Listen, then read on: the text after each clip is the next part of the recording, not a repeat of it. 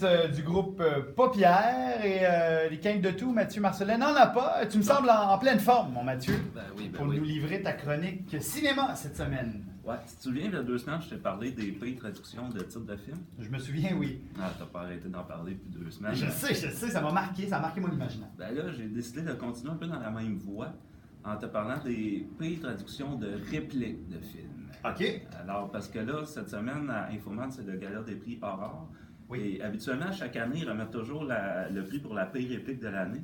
Donc, nous autres, on va regarder cette fois-ci des traductions des pires répliques de l'histoire. On va élargir ça. On couvre large. Hey, Antoine, je vais te demander, toi, jamais je croirais que tu dois pas être aussi inculte que t'en as l'air. Là. Fait que, ça peut être surprenant, Mathieu.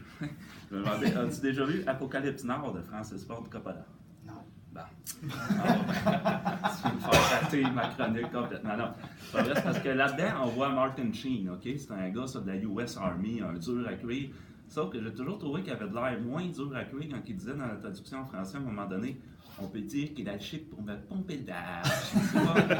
On dirait que ça fait trop parisien. Ou un de mes films préférés, je t'en ai déjà parlé aussi, The Shining, la fameuse séquence de l'escalier quand Jack Nicholson dit à sa femme à un moment donné, Wendy, donne-moi la batte. J'ai toujours trouvé ça drôle. Écoute, j'aurais pu faire ma chronique au complet sur simplement les traductions de phrases de Chuck Norris, mais j'ai décidé de t'en prendre 3 en exergue. Ça, l'exergue, Antoine, c'est un mot savant, ça veut dire 3 exemples, OK? Ah, OK, je parle. Premier, je mets les pieds où je veux. Et c'est souvent dans ta gueule. Le deuxième, j'ai jamais vraiment compris celle-là, par exemple. Toi, tu commences à me baver sur les rouleaux. Je comprends pas. Mais ma préférée, c'est la troisième. Si tu te pointes encore, tu peux être sûr de repartir avec ta bite dans un Tupperware. Je tiens à te féliciter d'avoir repassé l'œuvre complète de Chuck Norris pour nous trouver ça. Pas le choix. Tu sais, il y a quelque chose de pire Antoine dans la vie que de repartir avec ta bite dans un Tupperware. Au moins, c'est du placement de produit. Excuse-moi.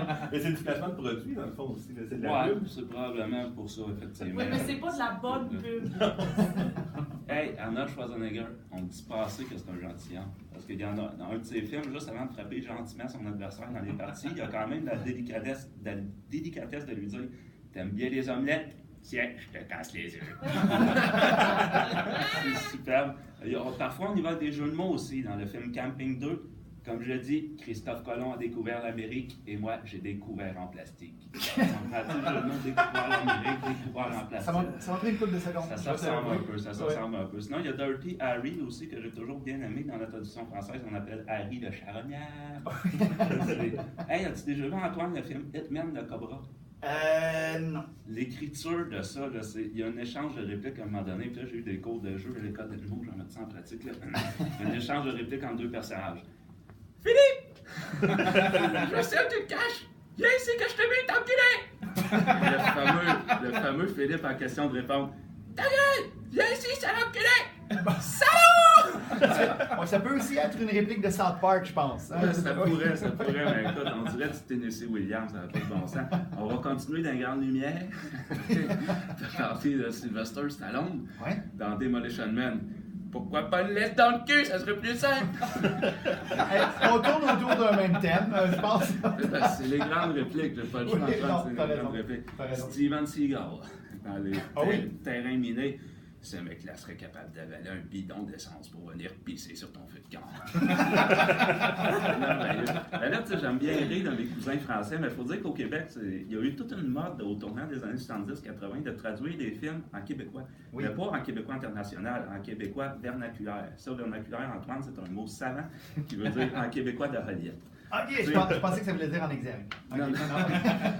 Évidemment, l'exemple le plus connu, c'est Snapshot, avec « Tassez-vous, sacrément, je vois rien », à toutes les clopes que je rencontre en Floride, c'est que j'ai changé contre ces freaks-là et Jack Stapp plein de marde. Il faut pas oublier que tu as eu Cheech et Chong aussi, tu sais, Chris que t'as changé, Chris de tabarnak que t'es laid, ou bien les Lavigueurs déménagent aussi, que ça, on a même qui précisé le titre, pas juste la traduction, parce que ça, c'est un film hollandais qui s'appelle The Floater, mais qu'on a traduit en Les Lavigueurs, dont des répliques extraordinaires comme « Hey, il serait temps d'arrêter de vous pogner le cul, bande de stick, t'actives va arriver, ce sera pas long. » Et là, j'avais pas le choix, Antoine, en terminant en fin de chronique. Je m'excuse, j'avais vraiment pas le choix d'aller regarder un peu du côté du porno.